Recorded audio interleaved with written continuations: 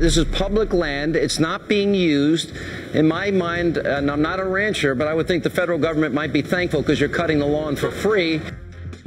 Welcome back to Hardball, and who can argue with logic like that? Until today, Sean Hannity has been Cliven Bundy's biggest defender in the media these past few weeks, arguing the government overreacted. Earlier this week, Jon Stewart noted the hypocrisy of that case being made by Hannity, of all people. So apparently Sean Hannity thinks laws are served buffet style, and that you can pick and choose the ones that you like best. The ones that you don't like, you don't have to abide. Well, that's not going to sit well with Fox's immigration/healthcare law expert, pundit, a Mr. Sean Hannity. You only believe we should obey the laws that you want to obey. You don't, that's it? Obey the laws that you like. No. That's all? Why don't you join with me, Juan, and say everybody should obey the law? Tell me how the president can unilaterally pick and choose what parts of the law he's going to uphold at whatever time he chooses. I mean, the guy's not even wearing a cowboy hat. The president doesn't get to choose. And that's when Hannity took his fatal step, firing back at Stewart on Tuesday. He's kind of obsessed with this program. I know things are tough for Stewart, his army of 50 writers that he have. They just can't give their viewers the facts. They have to spin the story. They want to joke. They want to laugh any way they can. Because Stewart and his friends at Comedy Central, they kind of are the chief apologists for the Obama administration. He does suck up a lot. I can't expect a comedic hack and his army of writers. I can't take him too seriously. Of course, there was about zero chance Stewart would let that go, so here's what he said last night. Oh my God, wait, just wait. Sean Hannity knows my name. I am sympathetic to critics of eminent domain and those who feel Obama's jackbooted thugs should never have signed that executive order extending those federal grazing fees indefinitely. I'm sorry, did I say Obama? I meant Ronald Reagan. This is a story seemingly made for The Daily Show. You've got a rancher saying racist things and complaining about African Americans abusing government subsidies while he's grazing his cows for free on government land. You've got politicians jumping to the defense of a guy that doesn't recognize the existence of the United States. And then, of course, you've got a conservative cable host talking about pastoral lawn care. Liz Winstead is a comedian as well as the co-creator of The Daily Show, and Scott Blakeman is also a political comedian. Liz, so Sean Hannity actually, I'll start with you in a second, but Hannity actually, we're going to get this as some news today. He actually responded on his radio show. He strongly rebuked today Cliven Bundy for his comments about African Americans and slavery. Let's just play that for a second. His comments are beyond repugnant to me. They are beyond despicable to me.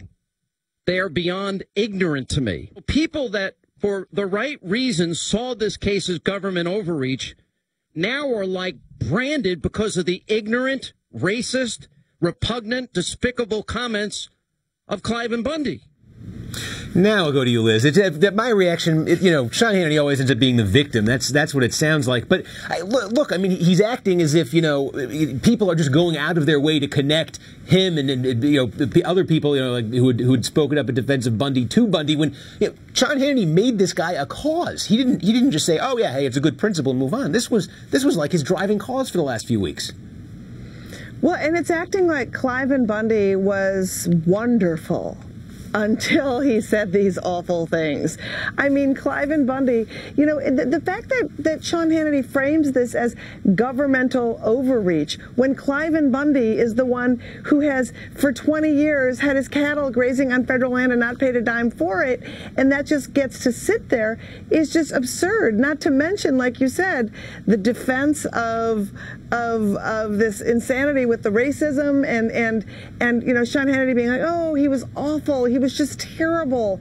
But before that, he was great. Why dive into a vat like Sean Hannity did before looking to see what's inside of it? I mean, that's the problem, really, isn't it? That Sean Hannity went out on a limb to defend this guy before he knew anything about him, and every single thing that Cliven Bundy has claimed about himself has turned out to be not true. So now Sean Hannity's got to backpedal with the egg on his face and figure out how to remain in Cliven Bundy's court without being, defending the racist. Right. Well, earlier this week, Hannity said he's only concerned about the lack of proportionality in the government's response. Here was Stewart's take on that last night. Sean Hannity is for proportionality when dealing with dissent. Like when a police officer generally seasoned nonviolent protesters at UC Davis. In all seriousness, that's a lot of pepper spray. Yeah. It was a lot of pepper spray. All right, did they cross the line? I don't think so.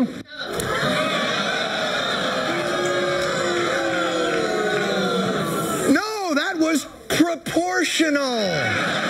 In fact, they couldn't have crossed the line because I didn't even see a line because my eyes were burning because I just had a pepper spray soaked shower.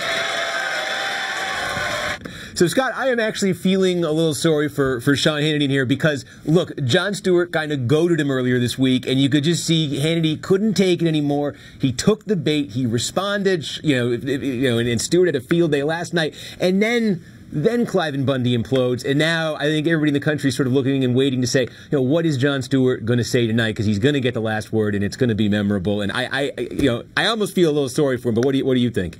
Well, if I didn't know better, I would think that Viacom owned Fox News and Comedy Central because, historically, Sean Hannity and Jon Stewart have a symbiotic relationship. It shouldn't be surprising that Sean Hannity is not being consistent, that he's being hypocritical. I mean, that's the hallmark of Fox News, and factualness has never entered into play in Fox News.